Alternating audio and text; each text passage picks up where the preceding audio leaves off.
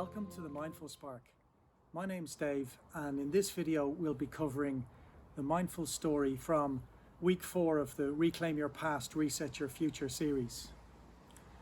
This story is very close to my heart and reminds me every day to embrace life fully and to not be concerned about what other people think, and to embrace my flaws and vulnerabilities. This story is called The Broken Pot. Once upon a time in India, there was a water bearer who used to leave her mistress's house every morning with a pole with 2 pots hanging off the end. She would walk down the path to the river and fill the pots and walk back up to her mistress's house. But one of the pots had a crack in its side, and every time she would arrive back to her mistress's house, it would only be half full. And the pot was ashamed of itself, and after a while managed to be able to communicate with the servant and said, "Please throw me away, I'm broken, I'm no good. You work so hard carrying all the water, but yet when we get up to the top, there's only 1.5 pots of water there when you arrive." And the servant smiled at the pot and said, "The next time we go down to the river, I want you to notice and look at the path as we walk back to the house." So the next day, the water bearer put the pole on her shoulders and headed down to the river. And she filled the 2 pots as she did every morning. And as she returned back up through the path, the pot looked and noticed the sun shining on the beautiful flowers that lined the way along the path all the way up to the house.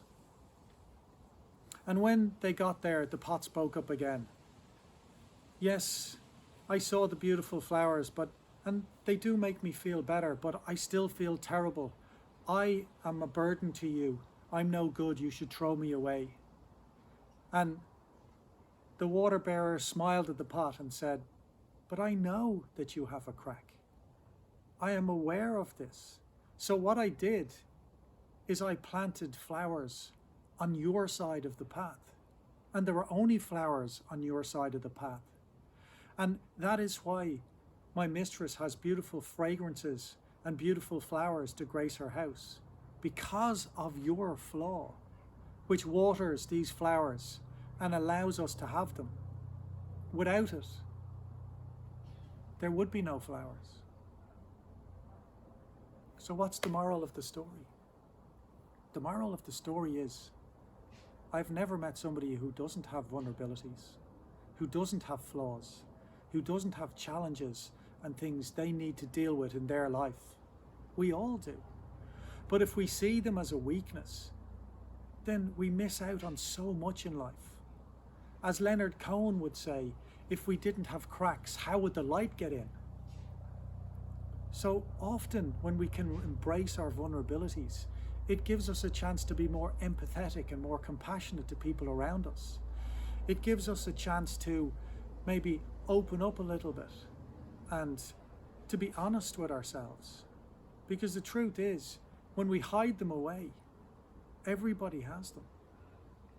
And if we suppress them, thoughts that we suppress, thoughts that we resist tend to persist. They'll niggle away at us.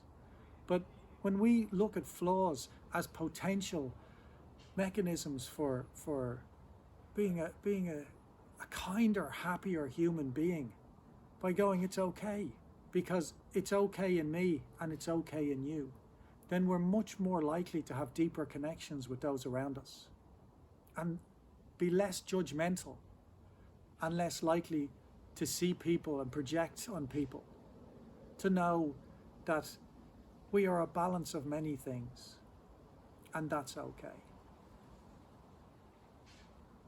I hope you enjoyed this story. Thank you.